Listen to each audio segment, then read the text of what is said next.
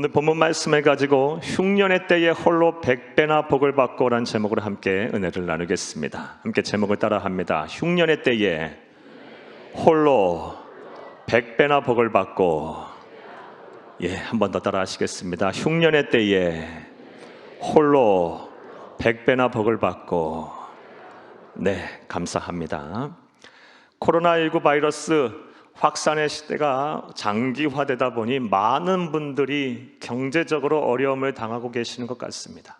생활고로 인해서 힘들어 하시는 분들이 많은 것 같습니다. 실제로 다음과 같은 통계가 이러한 어려움을 우리에게 말해주고 있는 것 같습니다. 얼마 전 10월 초 보건복지부가 국회 보건복지위원회에게 보고한 통계를 보고 참 마음이 아팠습니다. 먼저 올 상반기에 전기세를 내지 못해서, 수도세를 내지 못해서 단수가 되고 단전이 된 가정이 작년 대비 20%나 증가했다고 합니다. 또한 공공임대주택에 거주하시는 분들 가운데 월세를 내지 못해서 이 집을 빼냐 마냐 이런 지금 어려움의 상황에 처하신 이런 가정이 작년 대비 2배나 증가했다고 합니다. 나아가서 8월, 9월 실업급여를 신청하신 분들이 작년 대비 20% 이상이 증가했다고 합니다. 이러한 통계가 우리에게 보여주고 있는 사실이 무엇입니까? 코로나19 바이러스 상황 속에서, 시대 속에서 가장 경제적인 타격을 입은 사람들은 서민층, 취약계층이라는 것입니다. 어려운 사람들이 더 어려워졌다라는 것입니다. 따라서 우리 성도님들 가운데도 이런 어려움들, 또 경제적인 어려움, 생활고를 겪고 계시는 분들이 많이 계실 거라 생각이 되어 참 염려도 되고 걱정도 됩니다. 또 다음과 같은 통계도 있습니다. 서울대학교 대학원에서 발표한 이 코로나19 및 사회적 건강에 관한 보고서를 읽어보니 코로나19 전후로 해서 소득 수준이 얼마나 변화가 일어났나에 대한 조사를 한 통계입니다. 소득에 어떠한 변화가 일어났습니까? 라고 물어봤더니 3% 정도는 그래도 늘었다라고 이야기를 했는데 무려 53%가 줄었다라고 이야기를 했답니다. 반응을 했답니다. 그러니까 우리나라 국민의 반 이상이 지금 코로나19를 겪으면서 소득이 줄었다라는 것입니다. 그러니 많은 성도님들의 가계가 정상이 아닐 거라고 봅니다. 많이 힘드신 분들이 계실 거라고 생각이 됩니다. 실제로 이렇게 신방을 다니고 성도님들을 만나게 되면 어렵지 않다라고 말씀하시는 분들이 없습니다. 한결같이 다 힘들다, 어렵다라고 말씀하십니다. 그래서 참 염려도 되고 기도도 많이 하고 있습니다. 얼마 전에 한 성도님은 이 조그마한 가게를 운영하고 계신 분인데 저를 만나고 나서 제 손을 잡고 하염없이 막 눈물을 흘리시는 거예요. 목사님 너무 힘이 드네요. 그 말씀 듣는데 저도 마음이 너무 아파서 함께 울고 기도했던 기억이 납니다. 부디 하나님께서 이 사회를 속히 안정시켜 주시기를 간절히 바랍니다. 그래서 우리 모든 성도님들의 가정과 직장과 사업장이 평안하고 주 안에서 형통하기를 간절히 주의 이름으로 축복합니다. 그런 은혜가 우리 가운데 있기를 간절히 주의 이름으로 축복합니다. 그런데 성경 말씀을 보면 그렇게 모두가 힘든 상황 속에서도 복을 받은 사람이 나옵니다. 심지어 재능도 없고 재주도 없는데 순전히 하나님의 은혜로 말미암아 복을 받은 사람이 나옵니다. 그리고 그 대표적인 사람이 바로 오늘 본문 말씀의 주인공인 이삭입니다.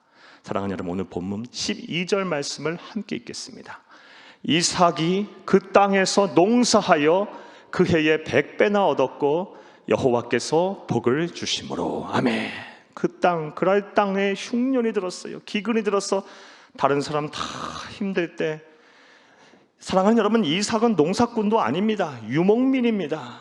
유목민이 뭐 하는 사람입니까? 소나 양이나 염소, 이 짐승을 키우는 사람이지 가축을 키우는 사람이 농사에 대한 기술이 없는 사람입니다. 잠시 잠깐 들린 땅에서 농사를 졌는데 다른 사람 다 흉년이로 기근이 될 때 하나님의 은혜로 말미암아 이삭은 홀로 100배나 소득을 얻었다. 이건 하나님이 하신 일입니다. 이런 은혜를 받았습니다. 할렐루야. 사랑하는 여러분, 이 자리에 계신 모든 분들, 그리고 삶의 자리에서 영상으로 예배 드리시는 분들, 또 말씀을 들으시는 모든 분들이 이 이삭처럼 우리 모두가 힘들 때 하나님의 특별하신 은혜와 섭리로 형통하고 잘 되는 은혜가 있기를 간절히 바랍니다. 할렐루야! 그래서 오늘은 이삭의 모습을 통해서, 이삭의 삶을 통해서 우리가 모두가 어려울 때 우리 또한 이삭처럼 복을 받는 성도가 되려면 우리가 어떻게 해야 하는지 그 답을 찾아가며 은혜를 나누고자 합니다. 큰 은혜가 되시기를 간절히 주의 이름으로 축복합니다. 자, 이삭은 어떻게 살았길래 모두가 어려울 때, 흉년의 때 그 혼자 홀로 100배나 소득을 얻게 됐을까요? 하나님의 은혜를 이렇게 누리게 될 수 있었을까요? 이에 앞서서 먼저 본문의 내용 설명부터 좀 자세하게 여러분에게 해드리겠습니다. 오늘 본문 1절 말씀을 보게 되면 이삭은 그의 아버지 아브라함이 겪었던 그 고통과 어려움을 그대로 당합니다. 그게 무슨 얘기입니까? 아브라함도 창세기 12장 말씀에 보면 하나님께서 가라고 하신, 약속하신 가나안 땅에 들어가게 되자 바로 젖과 꿀이 흐르는 그런 축복을 누린 것이 아니라 그를 기다리고 있었던 것은 극심한 기근과 흉년이었습니다. 그래서 아브라함도 가나안 땅에 머물지 못하고 살지 못하고 당시 고대 근동의 가장 부유한 나라이자 잘 사는 나라였던 이집트로 내려갑니다. 마찬가지로 오늘 보는 1절 말씀에 보게 되면 이삭도 가나안 땅에 큰 흉년과 기근이 들어서 더 이상 그곳에 살지 못하고 이집트로 내려가려고 이주를 하고, 그리고 그 이집트로 내려가는 과정 가운데 블레셋 땅인 그랄 땅에 잠시 머물게 됩니다. 자, 그런데 2절 말씀에 보게 되면 하나님께서 이삭에게 나타나셨습니다. 그리고 이삭에게 말씀을 하십니다. 너는 이집트로 내려가지 말라, 애굽으로 가지 말라, 내가 내게 지시할 땅으로 가라 라고 말씀을 하셨습니다. 그리고 3절에서 4절 말씀에 하나님께서는 말씀만 하신 것이 아니라, 명령만 하신 것이 아니라 이삭을 향하여 축복의 메시지를 말씀하셨습니다. 내가 너와 함께 있어 내가 너에게 복을 줄 것이다. 이 모든 땅을 다 너에게 줄 것이다.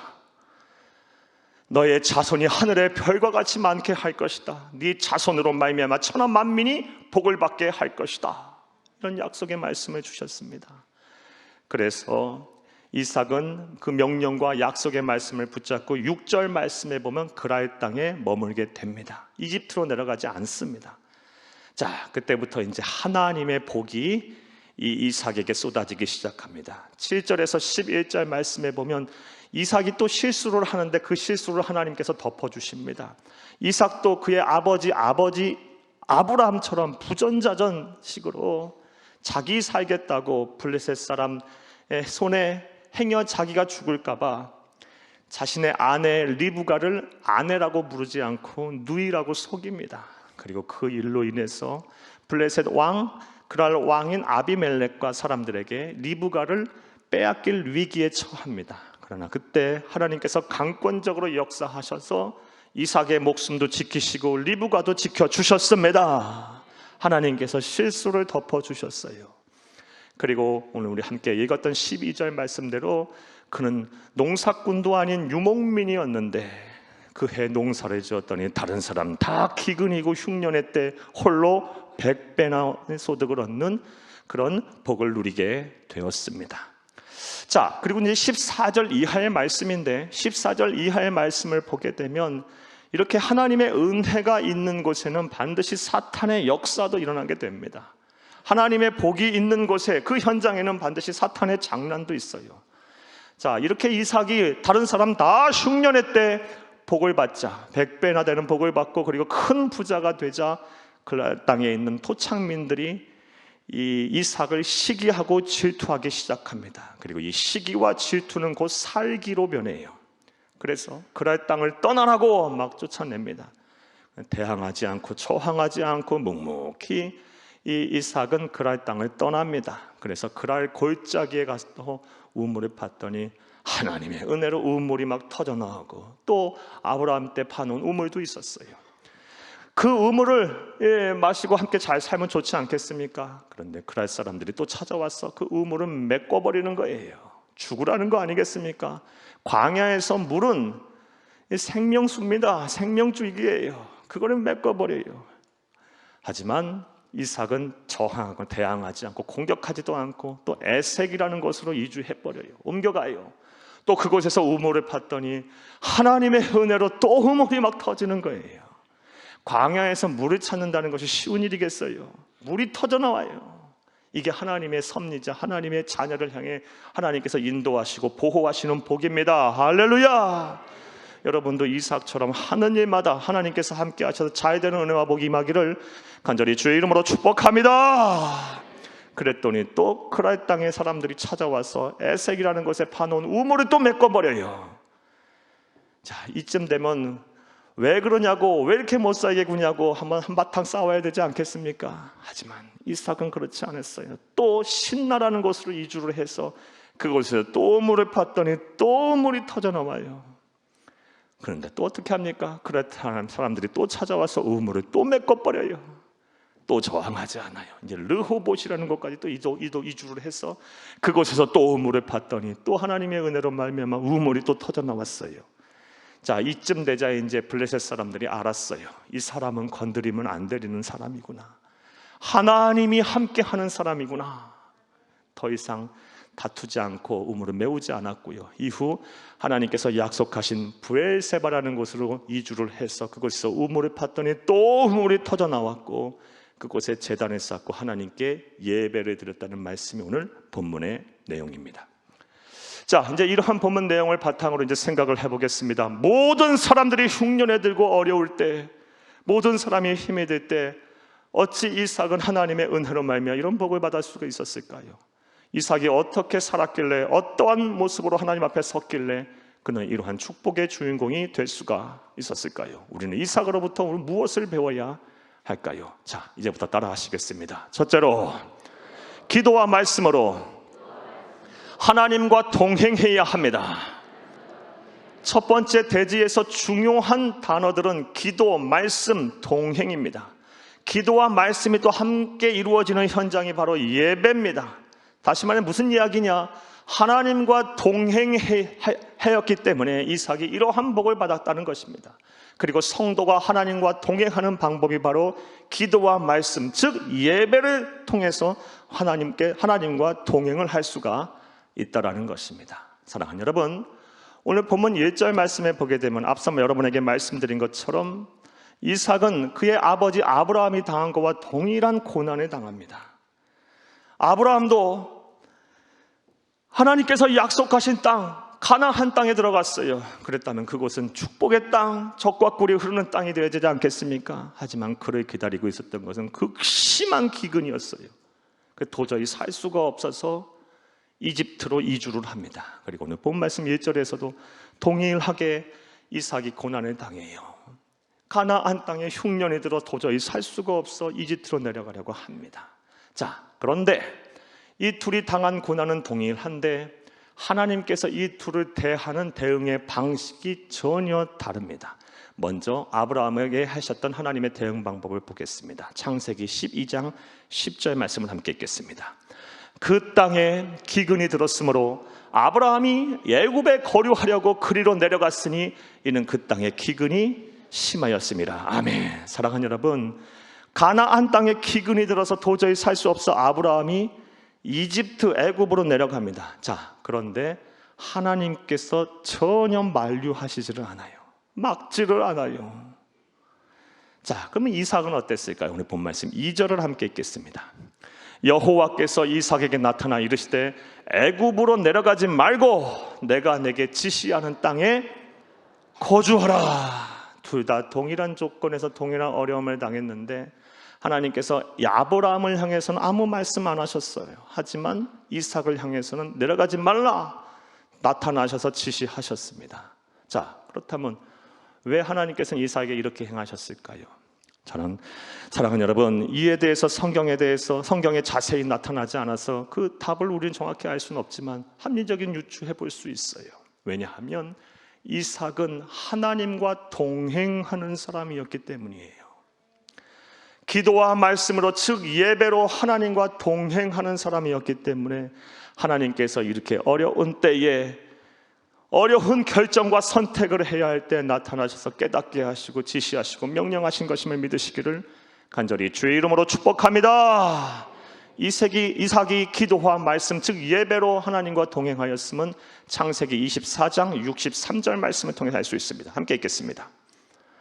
이삭이 저물 때에 들에 나가 묵상하다가 눈에 들어 보매 낙타들이 오는지라. 이삭이 저물 때에 시간을 구별했어요. 저녁 시간을 들에 나가, 당시에는 성전인 성막이 없을 때니까 이 들이라는 그것을 지정해서 하나님을 만나는 성전으로 삼았어요. 묵상하다가 예배한 거예요. 기도하고 찬송하고 하나님을 만난 거예요. 이게 이삭의 삶이었고, 이런 삶의 모습, 하나님과 동행하는 모습을 통해서 하나님은 역사하신 것입니다. 할렐루야! 물론 이 모든 것은 그의 아버지 아브라함에게 배운 거예요.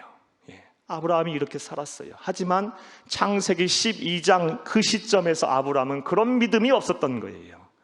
창세기 12장 시점에서는 아브라함은 하나님께 처음 부르심을 받은 그때예요. 그의 나이 75세에 하나님께서는 아브라함에게 나타나셔서 내가 내게 지시할 땅으로 가라라고 말씀하셨고 순종은 했지만 아직 그 믿음이 안 됐던 거예요. 그리고 25년이라는 그런 기나긴 연단의 시간을 통해서 아브라함은 철저하게 깨어지고 부셔지고 하면서 하나님과 동행하는 삶이 참된 행복이구나, 하나님과 동행하는 삶이 성도로서의 참된 삶이구나, 하나님과 동행해야 내가 복을 받는구나를 철저하게 깨달았던 것입니다. 할렐루야! 그리고 그런 삶의 모습을 아들 이삭이 본받고 아들 이삭은 그렇게 살았던 것입니다. 사랑하는 여러분, 하나님께 복을 받으시길 원하십니까? 주와 동행하시기를 간절히 주의 이름으로 축복합니다. 성경 말씀을 보면 이렇게 하나님과 동행함으로 인해서 복을 받은 사람들이 정말 많이 나옵니다. 한 사람 더 여러분에게 소개하면 창세기 5장에 나오는 에녹입니다. 창세기 5장 24절 말씀 함께 읽겠습니다. 에녹이 하나님과 동행하더니 하나님이 그를 데려가심으로 세상에 있지 아니하였더라. 아멘. 창세기 5장에는 이제 조상, 믿음의 조상, 인류의 조상이라 할 수 있는 믿음의 조상들의 이야기가 나옵니다. 그런데 이 에녹에 대해서 이야기하면서 하나님과 동행하였다라는 말을 굳이 하나님께서 기록을 해 놓으신 이유는 이 에녹을 통해서 하나님께서 말씀하시고 싶었던 뜻이 있었던 거예요. 에녹은 하나님과 동행하다가 다른 사람 다 이 죽음이라는 고통을 피할 수 없는데 하나님께서는 이 에녹에게서 그 죽음을 맛보지 않게 하시고 그대로 들림받게 하셨어요. 하나님과 동행하였더니 이러한 복을 받은 거예요. 물론 다 모든 사람들이 이렇게 하나님과 동행한다고 해서 죽음을 피하고 그러지는 않아요. 하지만 하나님께서 굳이 이 말씀 쓰신 거 말씀드렸다시피 주와 동행하는 것이 내가 얼마나 기쁜지 모른다. 하나님은 동행하는 자를 지금 다 자신과 동행하신, 당신과 동행하시는 자를 찾으신다는 거예요. 기뻐하신다는 거예요. 즐거워하신다는 겁니다. 그런 자를 찾아 복을 주신다는 거예요. 자, 이제 여러분에게 권면의 말씀을 드리겠습니다. 사랑하는 여러분, 여러분의 삶의 중심에 기도와 말씀, 즉 예배를 가장 중심에 두고 삶을 계획하시기를 간절히 주의 이름으로 축복하고 부탁을 드립니다. 예배가 여러분의 삶에, 여러분의 라이프 스타일에 가장 중심에 있어야 합니다. 그리고 여러분의 인생, 여러분의 삶을 계획하세요. 사랑하는 여러분, 제가 목사로 살면서 아주 철저하게 깨닫고 깨달은 진리가 있어요. 그것이 무엇이냐? 잠언 16장 9절 말씀에 사람이 마음으로 계획할지라도 그 걸음을 인도하시는 분은 여호와 하나님이시라 그랬어요. 이걸 철저하게 깨달아요. 아무리 발버둥 치고 해보려고 해도 하나님이 인도하시지 않으면 안 되는 거예요. 하나님이 함께 하셔야 되더라고요. 하나님이 인도하셔야 되고, 하나님이 지키셔야 되고, 하나님이 책임지셔야 되고, 하나님이 복을 주셔야 되는 거더라고요. 그러려면 하나님과 동행해야 합니다. 하나님은 동행하는 자를 찾으십니다. 하나님은 그와 동행하는 자와 함께 일하십니다. 할렐루야! 동행하는 방법은 예배예요. 예배. 삶의 중심에 예배를 가장 중심에 두고 삶을 계획하시고 예배를 통해서 날마다 하나님을 만나시는 여러분 다 되시기를 간절히 주의 이름으로 축복합니다. 자, 이삭이 다른 사람 다 흉년의 때에 복을 받은 첫 번째 이유, 그는 기도와 말씀으로, 즉 예배로 하나님과 동행했기 때문입니다. 자, 둘째로 또 이삭이 다른 사람 다 흉년의 때에 그런 복을 받은 이유가 뭘까요? 따라 하시겠습니다. 둘째로 하나님의 말씀에 순종해야 합니다.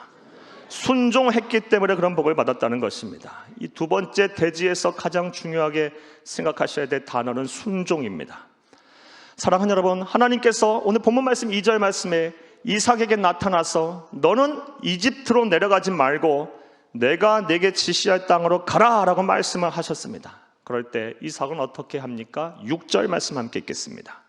이삭이 그랄에 거주하였더니 이집트로 안 내려갑니다. 자, 그런데 이러한 결정을 하기까지 이삭은 참 인간적으로 많은 고민을 했을 거라고 봅니다. 왜냐하면 그가 이러한 순종을 하기까지 그 방해하는, 순종하기 어렵게 만드는 이 순종의 걸림돌들이 그에게 많았기 때문이에요. 한번 생각을 해보겠습니다. 먼저 암담한 현실, 참담한 그 현실 그 자체가 이 순종하는 데서의 걸림돌이 됐을 거예요. 사랑하는 여러분, 그랄 땅은 아주 처참한 기근의 현장이에요. 먹고 살 게 지금 없어요. 그는 그 자신만에만 책임질 수 있는, 자신만 사는 사람이 아니에요. 대족장이에요. 그의 결정에 수많은 사람들의 생사가 달려 있어요. 그런데 현실은 암담해요. 그런데 하나님은 그곳에 머물라고 말해요. 이런 상황 속에서 순종하기가 쉽지 않았을 거예요. 당장 이집트로 가게 되면 나일강이 푸른 물결이 출렁거리고 수많은 오곡백화가 기다리고 있는데 그곳에 가지 말고 지금 기근의 현장, 처참한 이 흉년의 현장 속에 머물라고 하나님은 말씀하세요. 참담한 현실 앞에서 하나님께서 그렇게 말씀하실 때 순종할 수 있는 사람 과연 몇 명이나 되겠습니까? 순종의 걸림돌이었어요. 이것을 뛰어넘었어요. 또 그가 순종하는 데 있어서 어떠한 장의 걸림돌이 있었을까요? 사랑하는 여러분, 앞서 말씀드린 대로 그는 대족장이에요. 수십 명의 사람, 수백 명이 될지도 몰라요. 사람들이 그의 모든 결정에 따라 움직여요. 따라서 그는 혼자 결정하지 않았을 거예요. 그랄로 또 이 이집트로 내려가는 거 혼자 결정하지 않았을 거예요. 참모들과 함께 의논도 했을 것이고 가족들과 아들들과도 의논했을 것이고 그리고 미리 막 선발대도 보내서 살 터전도 잡았을 것이고 계획도 막 세웠을 거예요. 그런데 하나님께서 밤에 나타나셔서 갑자기 그 계획을 틀어버리셨고 그 계획에 대해서 분명하게 또 이야기를 했겠죠. 사람들에게. 그럼 주변 사람들이 뭐라 했겠습니까? 안 됩니다. 다 반대했겠죠. 여기서 살 수 없습니다. 가족들도 반대했을 것이고 주변의 사람들, 자기 참모들도 다 친구들도 반대했을 거예요. 그런 반대를 무릅쓰고 순종하기란 또 쉽지 않아요. 그런데 그것도 뛰어넘었어요. 무엇보다 그가 순종하는 데 걸림돌이 되는 것은 강한 책임의식과 두려움 때문이었을 거예요. 그는 대족장으로 수많은 사람들을 거느리고 있어요. 그의 결정 한마디로 인해서 잘못하면 다른 사람 다 굶어 죽게 수 있어요. 나 하나 그렇게 되는 건 상관없는데 내 결정, 내 선택으로 인해서 다른 사람까지 그런 어려움을 당한다 생각하면 견딜 수 없는 거 아니겠어요? 그런 두려움이 있었을 거예요. 그런데 그 두려움도 뛰어넘어서 하나님의 말씀에 순종하고 결정하고 바른 선택을 합니다. 그리고 하나님은 그 선택 위에, 그 순종 위에 복을 주셔서 다른 사람 다 흉년의 때 유목민이 농사를 졌는데 100배나 소득을 얻게 하셔서 큰 부자가 되게 하시고 하나님의 살아계심을 나타내셨습니다. 할렐루야! 이제 우리 차례입니다. 사랑하는 여러분, 하나님은 우리에게도 말씀하고 계세요. 너도 순종하라고 말씀하고 계세요. 말씀들을 주시고 계세요. 사명을 지켜라, 신앙을 지켜라, 교회 자리 지켜라, 가정의 자리를 잘 지켜라. 사명을 주시고 말씀하고 계세요. 이러한 때 참담한 현실, 하나님 내 지금 상황이 그렇지 못해요. 불순종하실 것입니까? 순종하실 것입니까? 주변의 사람들이 다 반대해요. 그러나 하나님의 말씀이라면, 또 신앙의 양심에 거리끼는 일이 아니라면 여러분 하나님께서 여러분의 신앙의 양심을 막 두드리는 그 음성을 듣고 순종하시기를 간절히 주의 이름으로 부탁을 드립니다. 또 여러 가지 책임의식과 두려움과 많은 생각들이 있겠죠. 이런 생각 앞에서 여러분 하나님의 말씀에 순종하시기를 간절히 주의 이름으로 축복합니다. 자, 오늘 본문 말씀을 보게 되면 그런데 특별히 더 순종을 해야 할 사람이 나옵니다. 자, 그 사람이 누굴까요? 5절 말씀을 함께 읽겠습니다. 이는 아브라함이 내 말을 순종하고 내 명령과 내 계명과 내 율례와 내 법도를 지켰음이라 하시니라. 아멘. 3절과 4절 말씀은 이삭을 향해 하나님께서 약속하신 축복의 메시지의 내용이에요. 내가 너와 함께 있어 내가 너에게 복을 줄 것이다. 이 모든 땅을 다 너에게 줄 것이다. 너의 자손이 하늘의 별과 같이 많게 할 것이다. 네 자손으로 말미암아 천하 만민이 복을 받게 할 것이다. 이는 아브라함이 내 말에 순종하고 내 명령과 내 계명과 내 율례와 내 법도를 지켰기 때문이다. 사랑하는 여러분, 이삭이 복을 받은 이유는 그의 순종의 결과이기도 하지만 그의 부모, 그의 아버지 아브라함의 순종 때문이에요. 이것도 무시 못한 거예요. 하나님이 말씀하고 계세요. 그걸 기억하고 계세요. 사랑하는 여러분, 따라서 우리 믿음의 부모들은 순종하셔야 돼요. 여러분 자신들을 위해서뿐만이 아니라 여러분의 자녀들과 여러분의 후손들이 복을 받기 위해서 우리 믿음의 부모들은 순종해야 됩니다. 할렐루야. 우리는 우리 시대만 살지만 하나님은 영원 속에 계시는 분이에요. 시간을 초월하시는 분이에요. 하나님은 우리 영원 속에 계시면서 우리 때에 하나님께서 우리의 문제를 해결하지 않으시면 우리의 자녀들, 우리의 후손들을 통해서 또 일하실 수 있어요. 지금 우리가 이 세상 사는 동안에 우리는 눈물을 흘리고 마음 아파한다 해도 하나님께서는 천국에 가면 우리의 눈물은 당연히 닦아주실 것이고 우리의 자녀들과 우리의 후손들 통해서 일하실 거예요. 그 빛을 보게 하실 수도 있어요. 우리 때 주시면 감사하고 우리 때 주시지 않아도 우리가 순종한 결과를 우리의 자녀들과 후손들과 그 영원 속에 계시는 하나님께서 언젠가 이루실 거라 생각하면 늘 감사할 수 있어요. 사랑하는 여러분, 우리 믿음의 부모들 특히 하나님의 말씀에 순종하시기를 간절히 부탁을 드립니다. 할렐루야. 성경 말씀에 보면 이렇게 부모가 순종해서 자녀가 복을 받은 경우가 참 또 많아요. 대표적인 사람 한 사람 더 소개하면 다윗입니다. 다윗.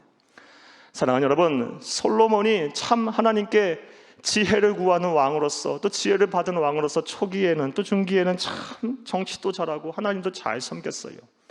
하지만 솔로몬이 말년에 이르러서 하나님 앞에 죄를 범합니다. 악을 행해요. 막 우상 숭배를 해요. 그래서 하나님께서 진노하셔서 나라를 쪼개버리신다고 말씀하셨어요. 하지만 너의 때에는 그렇게 하지 않겠다. 너는 내가 지키겠다. 왜요? 솔로몬 때문에? 아니요, 다윗 때문에 내가 너를 지키겠다고 말씀하세요. 아버지의 믿음 때문에, 아버지의 순종 때문에 내가 너를 지키겠다고 말씀하세요. 사랑하는 여러분, 이런 말씀 보게 되면 우리 믿음의 부모들이 어떻게 가만히 있을 수가 있겠어요? 기도해야죠. 순종해야죠. 우리의 목숨이 붙어있는 날까지 하나님의 말씀 잘 지켜야죠. 우리의 삶이 과연 삶을 얼마나 더 살겠습니까? 길어야 100년 아니겠습니까? 숨이 붙어있는 그날까지 우리 하나님 말씀대로 살고 주신 사명 잘 감당하고 말씀에 순종하며 늘 우리 자녀들과 후손들을 위해 기도하며 살아야 되지 않겠습니까? 이런 말씀을 우리가 깊이 하나님의 음성으로 받아들여야 합니다. 자, 이삭이 다른 사람 다 흉년의 때 홀로 100배나 되는 소득을 얻은 이유가 무엇입니까? 하나님의 말씀에 순종하였기 때문이에요. 또 아브라함 또한의 순종이 있었기 때문입니다. 따라서 우리 또한 하나님의 말씀에 순종해야 될 줄로 믿습니다. 자, 또 이삭은 다른 사람 더 어려움을 당할 때 홀로 100배나 되는 복을 어떻게 받았을까요? 무엇 때문에 받았을까요? 따라 하시겠습니다. 셋째로, 온유한 자가 되어야 합니다. 이 세 번째 대지에서 중요한 단어는 온유입니다. 그가 온유한 자였기 때문에 하나님께서 이런 복을 주셨다는 것입니다. 사랑하는 여러분, 앞서 말씀드린 대로 14절 이하의 말씀 쭉 보게 되면 25절까지 말씀에 보게 되면 그가 다른 사람 다 어려움 때 다 죽는다고 할 때 홀로 이렇게 복을 받자 시기와 질투를 합니다. 블레셋 사람들이, 그랄 사람들이 시기와 질투를 해요. 그리고 이 시기와 질투는 막 살기로 변해서 죽이려고 해요. 그랄 땅을 떠나라. 그래서 그랄 골짜기로 이주를 할 수밖에 없었어요. 그곳에서 우물을 팠더니 또 아브라함의 우물이 있었는데 이 그랄 사람들이 와서 저기까지 쫓아와가지고 우물을 메워버려요. 그런데 저항하지 않아요. 대항하지 않아요. 묵묵히 또 다른 곳으로 이동을 해요. 에색이라는 곳에 가서 또 우물을 팠더니 거기서 또 우물이 하나님의 은혜로 터져 나왔어요. 광야에서 이렇게 우물이 팔 때마다 나온다는 건 기적이에요. 오늘날도 안 되는 일이에요. 자, 그랬더니 또 그랄 사람들이 또 거기까지 찾아와가지고 또 우물을 메워요. 대항하지 않고 저항하지 않고 이제 신나라는 곳으로 가요. 거기 또 우물을 파요. 또 터져 나와요. 또 와서 메꾸네요. 또 대항하지 않고 르호봇이라는 곳에 이주했더니 그제서야 비로소 이제 다투지 않았어요. 그리고 그는 이제 하나님의 이 약속의 말씀을 지키기 위해서 브엘세바라는 곳에 가서 우물을 파고 그것이 또 우물이 터지자 하나님께 감사의 제단을 쌓습니다. 자, 그렇다면 왜 이삭이 저항하지 않았을까요? 대항하지 않았을까요? 힘이 없어서요? 천만에요. 그런 아브라함의 가업을 그대로 계승한 사람이에요. 그리고 아브라함은 보통 사람이 아니었어요. 창세기 14장 말씀에 보면 그의 조카 롯이 당시 고대 근동에 가장 강성했던 4명의 왕에게 끌려가요. 잡혀가요. 전쟁에서. 그때 아브라함은 자신의 가병들, 자신의 사병들을 데리고 와서 이 4명, 가장 강성했던 4명의 왕과 싸워 이겨요. 그 정도로 그는 아주 전투력이 강한 사병들, 가병들을 가지고 있었고 그 가병들, 사병들을 그대로 이삭은 물려받았어요. 거기에다가 다른 사람 다 굶어 죽을 상황에 이삭은 농사를 지었더니 홀로 100배나 되는 소득을 얻었어요. 이삭이 이 대족장으로 있는 그 부족은 지금 물자도 막 넘쳐나는 거예요. 전투력이 한없이 높아져 있어요. 사기도 충천해 있어요. 싸움은 능히 이길 수 있습니다. 게임이 안 되는 경우예요. 그래서 우리가 읽진 않았지만 26절 이하의 말씀에 보면 블레셋 왕인 엘리멜렉이 그의 부하들, 군대 장관 비골 같은 사람들과 더불어 데리고 와서 이삭과 평화협정을 맺으려고 해요. 이삭이 두려운 거예요. 무서운 거예요. 그 정도로 강성한 사람이었어요. 싸움은 능히 이길 수 있는 사람이었어요. 하지만 이삭은 저항하고 대항하지 않고 그랄 골짜기에서 쫓아내면은 에색이라는 곳에 가고 에색에 가서 또 쫓아내면 우물을 메워버리면 신나라는 곳으로 가고 신나라는 곳에서 우물을 메워버리면 또 르호봇이라는 곳으로 가고. 왜 그렇습니까? 그는 온유한 자였기 때문이에요. 평화를 원했기 때문에. 그게 하나님의 사람이 사는 법이었기 때문에. 사랑하는 여러분, 온유한 자가 복을 받습니다. 이것은 우리 예수 그리스도의 말씀을 통해서도 알 수 있어요. 마태복음 5장 5절 말씀을 함께 읽겠습니다. 온유한 자는 복이 있나니 그들이 땅을 기업으로 받을 것이며. 온유한 자는 복이 있나니 그들이 땅을 기업으로 받을 것이며. 온유, 승질 낼 수 있고 혈기 부릴 수 있고 그런 능력 충분히 있지만 성령 하나님에게 길들여져 붙잡혀서 사로잡혀서 예수 그리스도의 새로운 피조물이 돼서 승질 낼 수 있을 때 화내지 아니하고 참고 견디며 하나님의 때를 잠잠히 기다리는 사람, 이게 바로 온유한 사람이고 그게 바로 이삭이에요. 사랑하는 여러분, 이렇게 온유한 자였기에 하나님께서는 그에게 복을 주신 것입니다. 할렐루야. 제가 목사로 살면서 또 알게 되는 사실 하나가 있는데, 싸움닭처럼 싸우고 목소리 크게 내고 막 불평원망하면서 막 해코지 하려 하고 자기 소리 있는 소리 없는 소리 마음에 있는 소리 다 해가면서 마음에 상처를 주는 사람 절대 복 못 받더라고요. 하지만 잠잠히 참고 견디며 화낼 수 있지만 그 사람을 위해서 기도하고 내가 참고 견디며 우리 예수님처럼 이삭처럼 잘 평화를 원하는 사람들은 때가 되면 하나님께서 다 복을 주시더라고요. 사랑하는 여러분, 우리는 어떤 삶을 살아야 합니까? 어떤 길을 가야 합니까? 우리 이삭처럼 예수님처럼 그런 삶을 살아야 되지 않겠습니까? 이런 자가 다 되시기를 간절히 주의 이름으로 축복합니다. 자, 이제 말씀 맺겠습니다. 사랑하는 여러분, 예수를 그리스도로 믿는 믿음을 가지게 되면 다 구원을 받습니다. 그런데 예수를 믿는, 그리스도를 믿는 그 믿음을 가졌다고 할지라도 다 사람들이 복을 받는 것은 아니에요.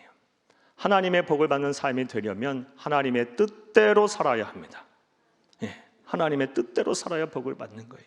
그리고 이 하나님의 뜻대로 사는 법은 오늘 우리 본문 말씀을 통해서 이삭이 그의 삶의 모습을 통해서 우리에게 보여주었어요. 사랑하는 여러분, 모든 사람 다 힘들어 죽겠다고 하는 가운데 하나님은 하나님의 뜻대로 산 이삭에게는 복을 주셔서 홀로 100배나 그 농사꾼도 아닌 유목민이 농사를 졌을 때 복을 받게 하셨어요. 오늘 말씀은 잘 마음에 새기고 기억하시기를 바랍니다. 하나님의 뜻대로 사는 삶이란 먼저 이삭의 삶을 통해서 할 수 있는 귀한 영적 교훈, 기도와 말씀, 즉 예배를 통해서 하나님과 동행하는 삶이에요. 하나님과 동행하는 자, 예배를 삶의 중심에 두고 늘 하나님과 가까이 하고 동행하는 자에게 하나님은 복을 주십니다. 그리고 또 어떤 자에게 하나님은 복을 주십니까? 말씀에 순종하는 사람. 지금도 여러분 오늘도 하나님의 말씀을 다 듣고 계시고 들으셨어요. 이 말씀에 순종하시기를 바라요.